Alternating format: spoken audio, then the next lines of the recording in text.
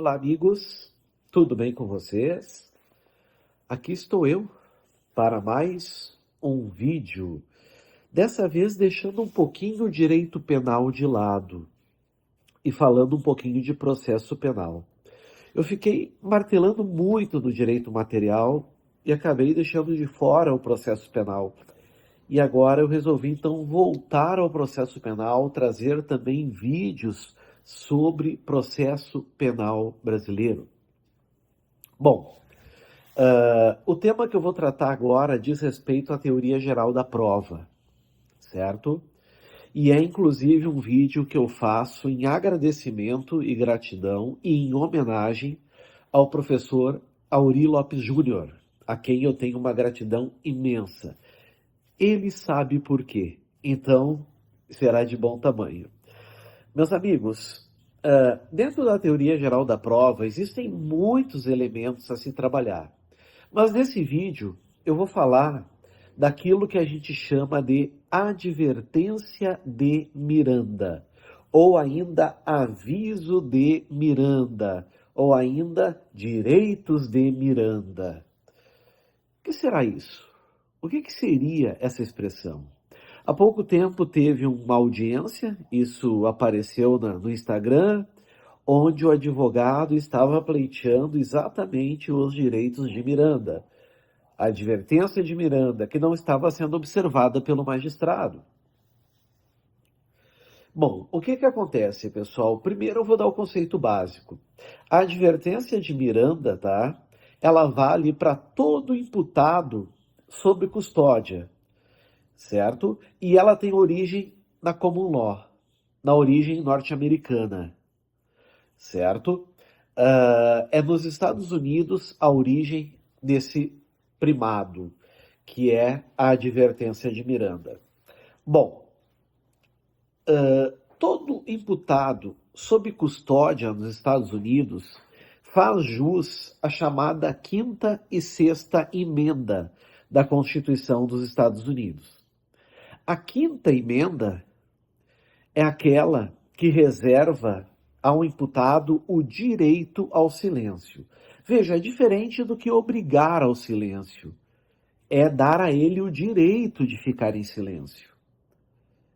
E a sexta emenda é o direito e a obrigação do Estado em dar ao imputado um defensor, um advogado. Isso tudo engloba a advertência de Miranda, certo? Bom, o fato, amigos, é que essas regras também são válidas aqui no Brasil. O Brasil também, certo, trabalha com a advertência de Miranda. Agora, de onde surgiu esse nome? De onde surgiu essa expressão? Bom, você sabe que diferente da Constituição brasileira, da interpretação de leis brasileiras, no direito norte-americano é muito levado em consideração casos concretos e emblemáticos. A jurisprudência tem uma força imensa lá nos Estados Unidos. Então, naquele ano em que a Inglaterra foi campeã do mundo, o único título inglês em 1966, nós tivemos um caso que foi Miranda versus Arizona. Miranda versus o estado da Arizona, do Arizona, aliás. Tá? Quem era Miranda? O nome dele era Ernesto Arturo Miranda. Ernesto Arturo Miranda. Ele foi processado e condenado por um tribunal de primeira instância por crimes de estupro e sequestro.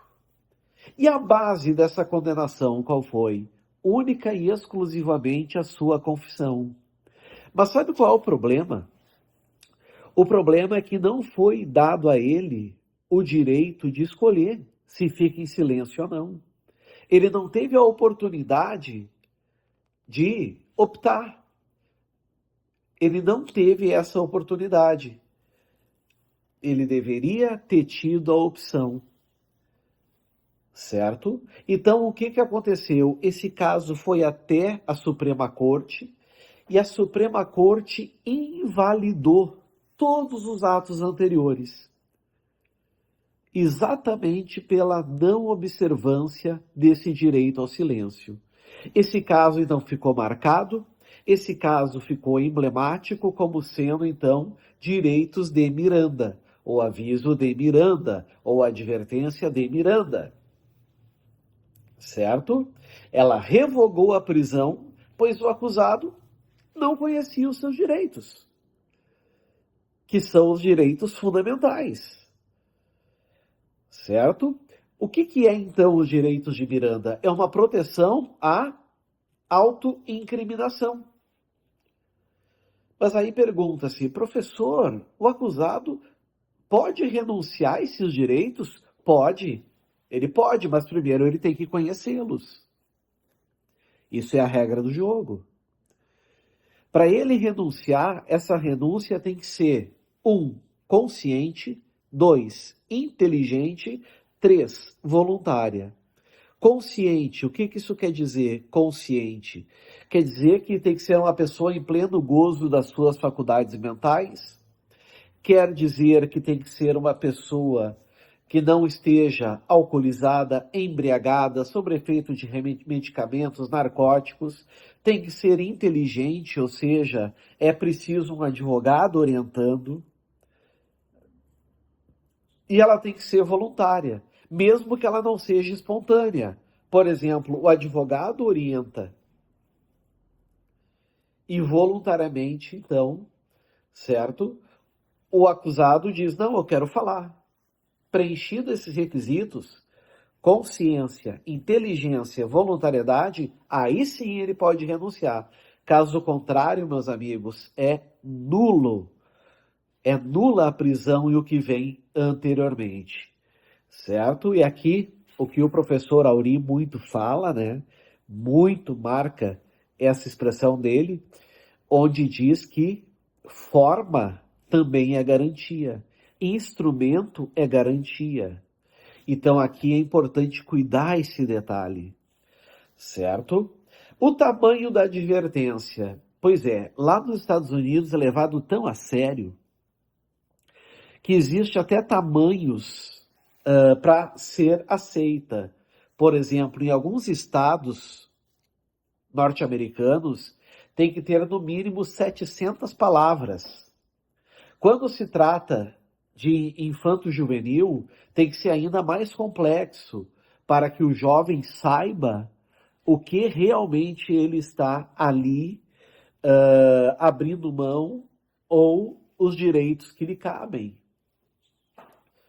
No Brasil, nós temos previsão de exemplos da advertência de Miranda, mesmo que de forma indireta? Claro que nós temos, pessoal. É evidente que nós temos. Nós temos, por exemplo, tá? Vamos exemplificar. Nós temos aqui o direito do dever de colaborar com a investigação ou com a instrução processual. O réu, o acusado é obrigado? Não, e ele tem que ser advertido disso, que ele não tem obrigação e dever, certo? Se houver ausência de dever de colaboração, isso é direito dele, ele tem que saber. Direito de não declarar-se contra si mesmo, o famoso nemo tenetur si detegere. Direito de não confessar, mesmo que a confissão seja uma atenuante. Direito de não falar a verdade, que é diferente do direito de mentir.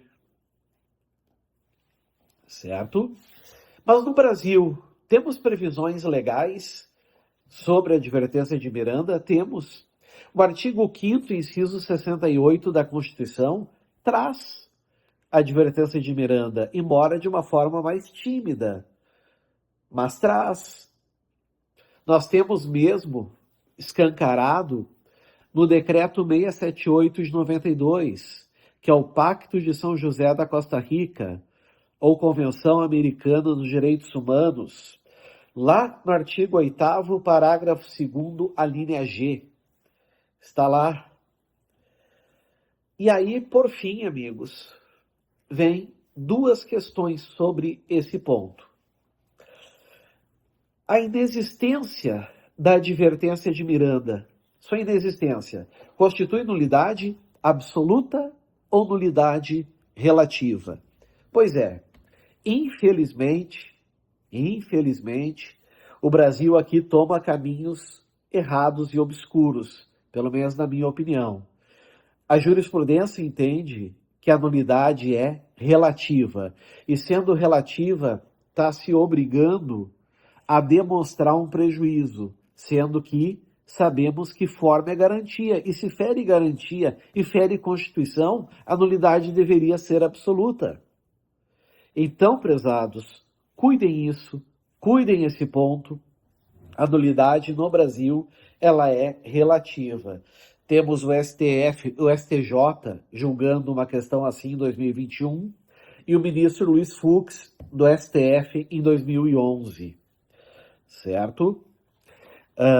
Não esqueçam de se inscrever aí no canal que estiver assistindo pelo YouTube. Ativa o sininho das notificações. Deixa o like. Tudo isso favorece para o crescimento do nosso canal. E por fim, o aviso de Miranda vale para toda a persecução penal? Vale. Por isso que não é válido e é nulo, sim. Existe nulidade em inquéritos e investigações prévias. Não é apenas no processo, como muita gente pensa.